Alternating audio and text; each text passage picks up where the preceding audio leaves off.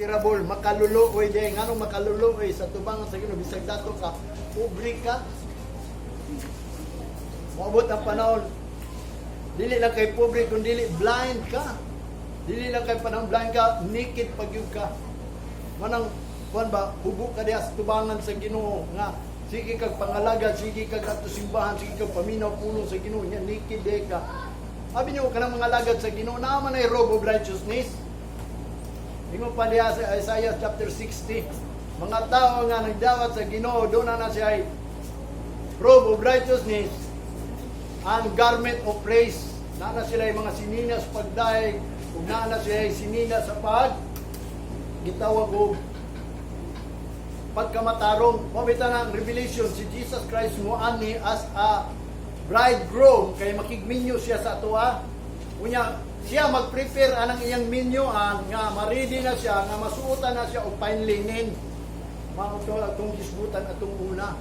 Kay nga naman kani adto pa igingnan niya ang mga tao sa Ginoo nga ang Ginoo daw nila katong mga Hudiyo gingan I betrothed you.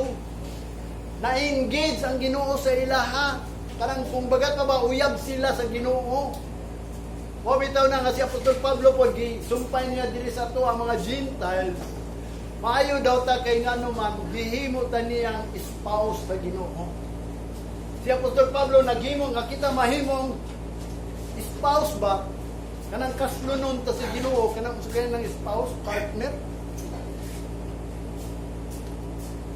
Gihimo ta niya ni Pablo nga spouse kanang pag-abot sa Ginoo kay pagbalik mangud sa Ginoo is dunay marriage of the Lamb. Kanang marriage of the Lamb mahitabo na sa 1,000 years.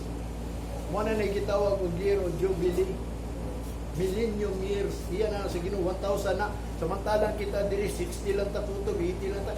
I-compare nimo anang 1,000 years nga magpuyo ta sa kalibutan.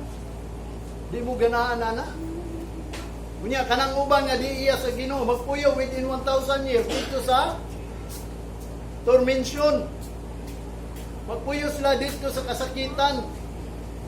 Nga mangita sila kamatayon, di na sila mamatay. Hangtod, moabot ang panahon in the white throne judgment. Diretso na sila sa lake of fire. Mabitaw na nga gusto gid sa Ginoo nga kita gayon mailisan og sinina ba. Kay andamon man taniya, kay binyuan man taniya. Mo nang in the twinkling of an eye, ma-change ta, ma-clothe ta, ang kanang gitawag og clothe in heaven ba kanang giingon sa 1 Corinthians chapter 5. Mo nay buot pasabot ang Apostol Pablo. Aron dili ta madayag nga hubo, buta ug pobre. Kanang tulo mo man ato ang gitun-an diri. Unsay gingon ni Jeremiah chapter 22 verse 16. He judged the cause of the poor and needy, that it was well with him. Was not this to know me, said the Lord? Kanang mga pobre, mo bitaw na si Jesus Christ niya ni para sa mga pobre man. Mo na nga gituyo na sa Ginoo ng mga taong pobre kay kanang pagka-pobre nimo mo ni pag-ila sa Ginoo pero kay di man mo ilang pobre. Adili man mo ilang pobre Ginoo nga tatabangan sila mo na inungdan. Maglakaw sila nga pobre. Nya bisan ang dato nga wa kaila sa Ginoo kay ngano man wala naman sila nagkinanglan kay dato man sila pero makaluluoy day sila kay pobre sila sa tubangan sa Ginoo. Nya kanang pobre sa Ginoo mo nang giingon dito sa Matthew chapter 5 verse 3 man to. Blessed are the poor in spirit, for they shall inherit the kingdom of God. Bulag kamong kabos nga naa sa espiritu. Kining giingon bulan ang kabos nga naa sa espiritu. Kanang naamo sa Ginoo ba kay ang kining pagpangalagad sa Ginoo spiritual man ni. Mo na ang pagkakabos nimo unta, mo na ang pag-ilas sa Ginoo. Ang mga dato wa na kailas sa Ginoo. Mo na giingnan siya sa Revelation makaluluoy ka, kabos ka.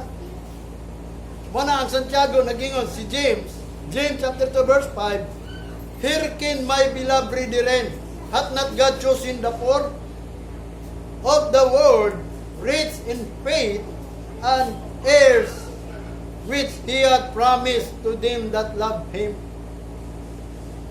Gipili daw, matod pa niya, paminaw kamo mga hinigugma kong mga igsuon. Di ba ang Ginoo nagpili sa mga pobre diri sa kalibutan aron madato sa pagtuo? Dili dato sa kabtangan. Miingon ka nga, I am rich. I have goods. I have kanang gitawag nga and knowest not, matod pa niya, I am increased with goods and have need of nothing. Manang giingon, pero de patubangan sa Ginoo, makaluluoy de siya, kay pobre de siya, blind and naked.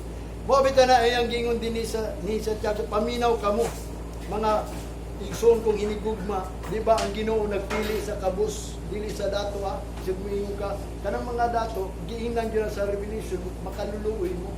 Kamo ang pobre. Ang pobre, nga niya diri literal, mo na gipili sa Ginoo dis kalibutan aron madatos pagtuo niya. Kung pobre ka, di pa yung ka datos pagtuo, isamot na nga sama ka sa mga gitawag mga dato nga nakita sa Ginoo nga dili na siya nagkinahanglan o Ginoo siguro nga mutabang niya. Kaya ang pobre mo gud mo ra man ay nagkinahanglan sa Ginoo. Mo na di ay was ka kabalo, pobre di siya.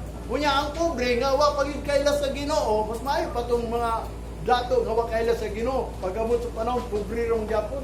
Mabitaw nang giingon si Solomon, naningkamot ka diri sa pagpangita sa imong kagalingon. Niingon siya nya lain lang di ayaw mo pahimulos ana.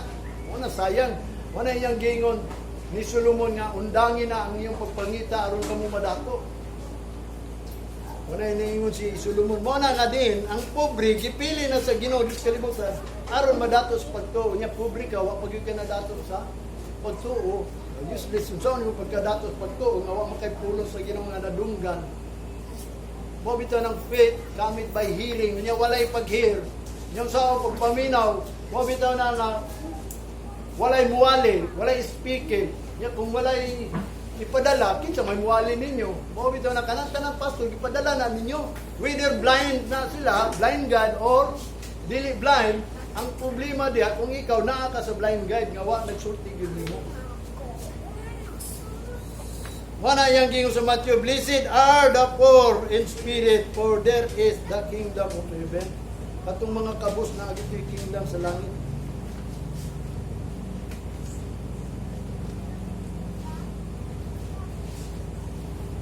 Ikadua ka ng blind. Miserable siya kay blind pandiay. Sa 2 Corinthians chapter 4, nagsulti na daan si Apostol Pablo. Sa verse 3, sugot na sa verse 3, but if our gospel be hid, it is hid to them that are lost. Kanang mga pulong nga wa gani nimo nadunggan ug wa ni giwali sa imo because kay mawala ka. Mo bitaw na gisulti na ko ni sa inyo kay wala ni gitago ning about gospel. Sa tinuod lang ang good news sa Ginoo, ang gospel sa Ginoo is about the kingdom of God nga. Ang doctrine ni Jesus Christ is about the pagkabalaan. Mo na naghisgot og balaan kinahanglan mahimot ang balaan sa kubanan sa Ginoo kay mao gina ang doctrine ni Jesus Christ. Mao na ang iyang gipanudlo about sa balaan. Ug ang iyang good news nga gisulti nga kanang kingdom daw sa langit hinaog diri.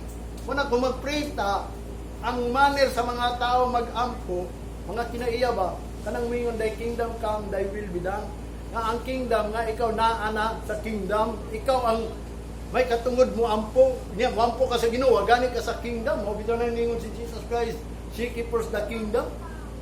Aron and all these things shall be added. Ito ang problema unsa man ang kingdom. Kanang kingdom nga gisulti